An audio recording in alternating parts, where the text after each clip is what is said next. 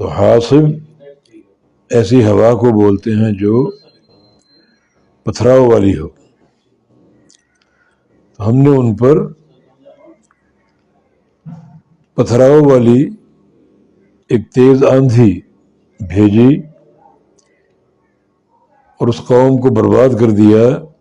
الا آل لوط، سوائے لوط علیہ السلام کے خاندان کے. اور لوط علیہ السلام کے خاندان میں جیسا کہ بعض کتب تفسیر میں صرف ان کی 2 بیٹیاں تھیں جن کو اللہ تعالیٰ نے محفوظ رکھا اس عذاب سے.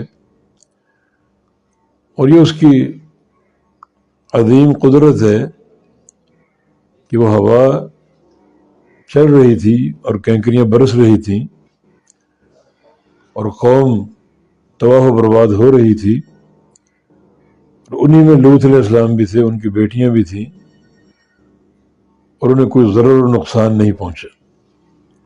اللہ تعالیٰ نے ان کی حفاظت کی. یہ اس کی قدرت کاملہ کی دلیل ہے.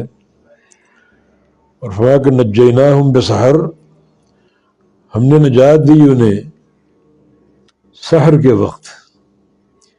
یہ سحر جو ہے رات کا آخری پہر اور طلوع فجر تک جو وقت ہوتا ہے اس کو وقت سحر بولتے ہیں. یہ آخری رات کا حصہ اور طلوع فجر تک جو وقت ہے وہ سحر کہلاتا ہے. تو ہم نے انہیں بوقت سحر نجات دی. اور یہ وقت بڑا ہی بابرکت ہوتا ہے، بڑا ہی قیمتی ہوتا ہے.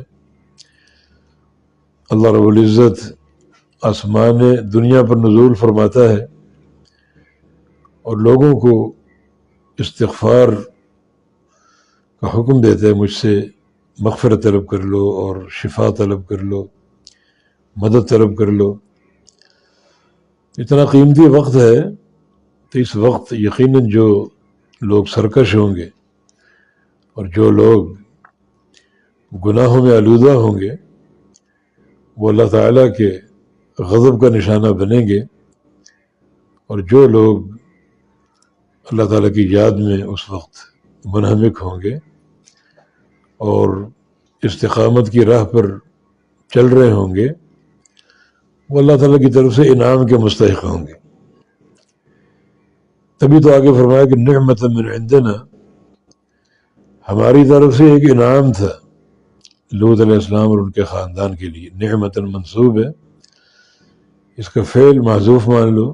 نعمت بمعنی انعاما، انعمنا انعاما من عندنا، کہ ہم نے یہ انعام ان پر بھیجا اور ان کو عطا کیا من عندنا اپنی طرف سے.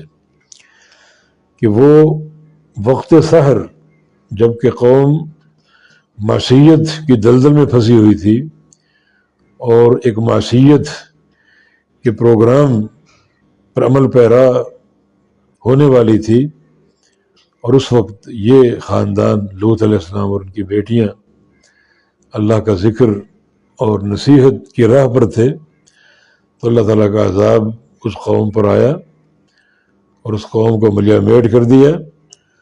اور لوط علیہ السلام اور ان کی آل پر، ان کے خاندان پر اللہ تعالیٰ نے انعام اتارا ان کی حفاظت کر کے اور ان کو بچا کر اس عذاب سے. کذالک نجزی من شکر، اسی طرح ہم جزا دیتے ہیں، بدلہ دیتے ہیں من شکر، جو اللہ تعالیٰ کا شکر ادا کرے.